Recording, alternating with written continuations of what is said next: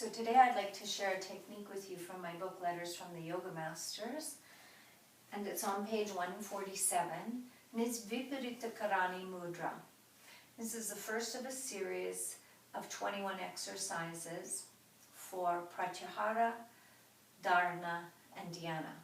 Pratyahara is withdrawal from the senses, Dharana is concentration, and Dhyana is meditation.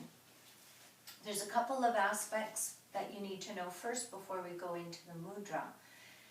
So the first one is, where is Lalana chakra?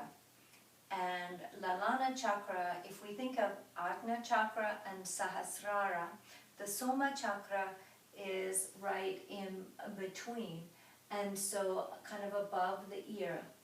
So we are told to curl the tongue back and touch, if we can, the soft palate. And then that spot will stimulate the release of Amrita, or this nectar from the Soma chakra. And so when we say Lalana chakra, we're thinking of this area above the soft palate in the midbrain. Bindu is at the back of the head. You can kind of feel this little curly where your hair swirls around there, and that when you're lying on the floor, you'll feel the bindu. So think of the bindu. The curling back of the tongue is called Amrit Pan Kechari Mudra. So these will be incorporated into the Viparita Karani Mudra. There's a rotation of consciousness that goes with this, and I'll show you these first before we go into the pose.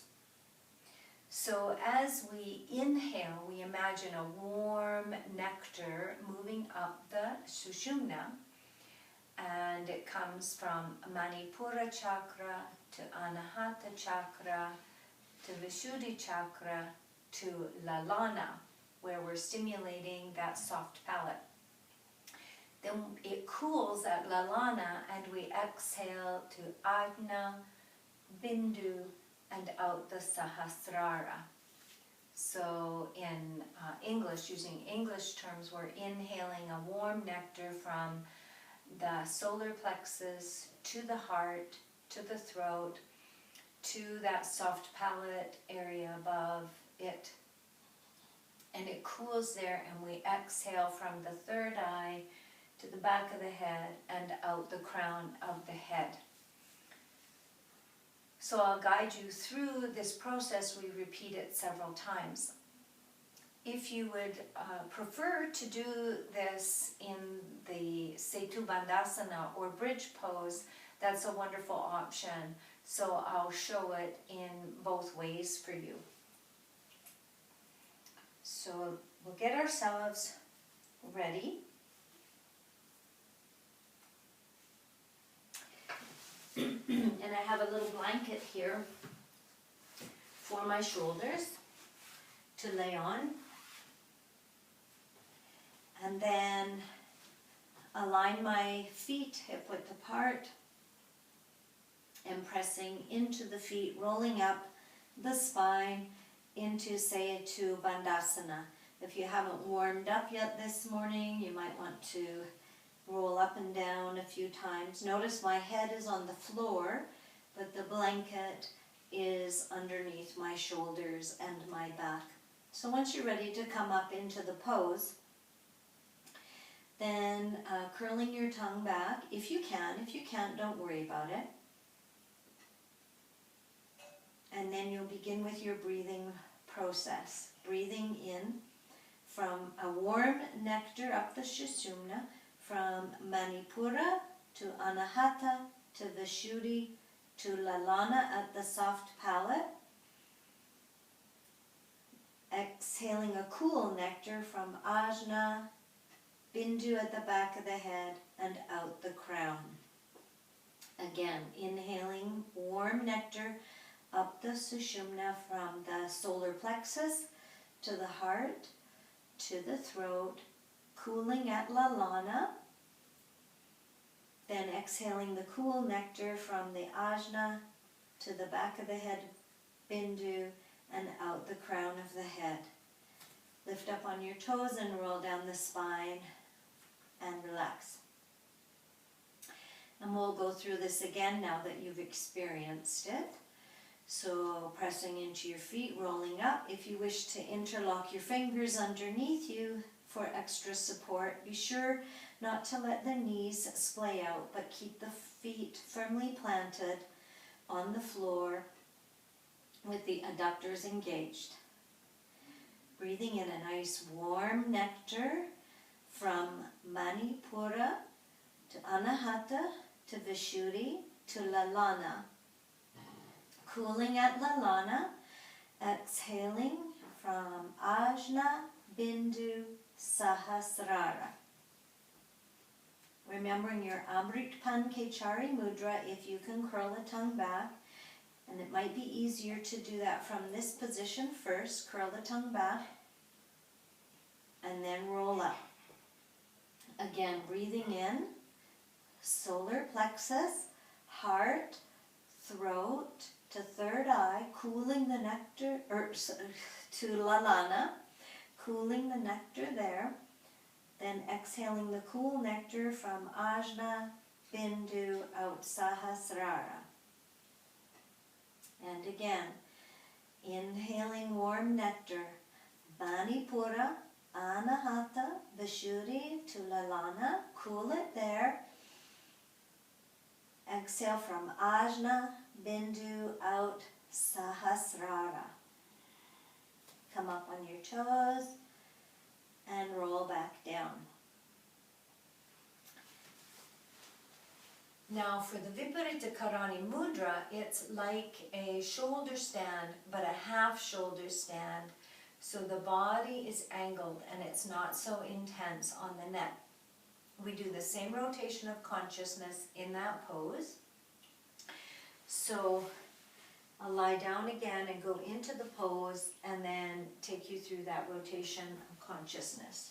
And if you prefer to do bridge pose, Setu Bandhasana, that's perfectly okay.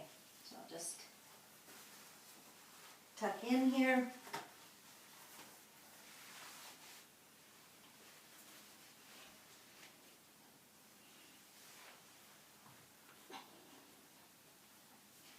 So the hips rest in the hands and the toes are directly above the eyes. So it's not a full shoulder stand where you go right up. This is like a half shoulder stand. Viparita Karani. Rotation of consciousness. Breathing in the warm. First put on your Amrit Pankechari Mudra, if you can. And then breathing in the warm nectar from the solar plexus to the heart, to the throat, to Lalana, soft palate above it. Cooling it there, exhale from third eye to back of the head and out the crown. Inhaling warm nectar up the Sushumna from Manipura, Anahata, Vishuddhi, to Lalana, cooling it there. Exhale the cool nectar from Ajna, Bindu, Sahasrara. Inhale warm nectar up the Sushumna from solar plexus to the heart, to the throat, to Lalana. Let it cool there. Exhaling the cool nectar from the third eye to the back of the head and out the crown. Inhaling the warm nectar up the Sushumna from Manipura, Anahata, Vishuddhi to Lalana. Let it cool at Lalana. Exhaling cool nectar from Ajna, Bindu and out Sahasrara. You can continue this on your own as long as you're comfortable holding this. And otherwise, if you're ready to come down, slowly lowering your legs, rolling down, and feeling the effects of your work here.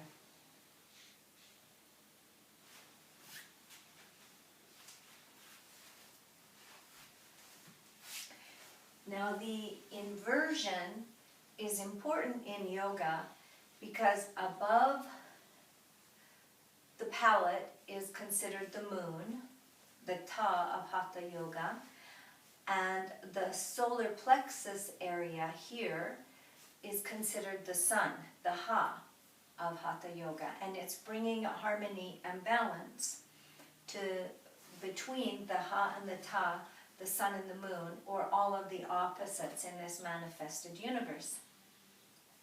From this soma chakra, this amrita nectar is dropping down and being burned up in our solar plexus. So the reversal of the body is very powerful in capturing this amrita nectar, which then is said to give you long life or immortality.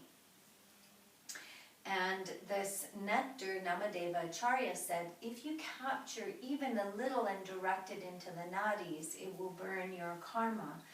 So it's a powerful, beautiful nectar. Now, whether it's an esoteric nectar or an actual secretion, scientists have never found that at this time. But who knows in the future what could unfold. But this amrita is very much talked about in the Hatha Yoga Pradipika as a very important nectar that if it's constantly burned up in the sun, in the solar plexus, then that causes us to age more quickly. And one of the things that I think about is the benefit of an inversion is it gives you a different perspective in life. And as we get older, we often get very, very stuck in our ways. So getting inverted gives us a different viewpoint of things. And so in a sort of mental way, benefit, if we think about that, if you're getting stuck in your attitudes and getting stuck in your ways, then get upside down and try to see things differently. Shake things up a little bit, and then you will have more compassion and understanding potentially toward other people's viewpoints in the world. So I hope you enjoy this technique. It's perfectly okay to do it in Setu Bandhasana if you're not comfortable in the full Viparita Karani Mudra. And namaste. I hope you have a beautiful day.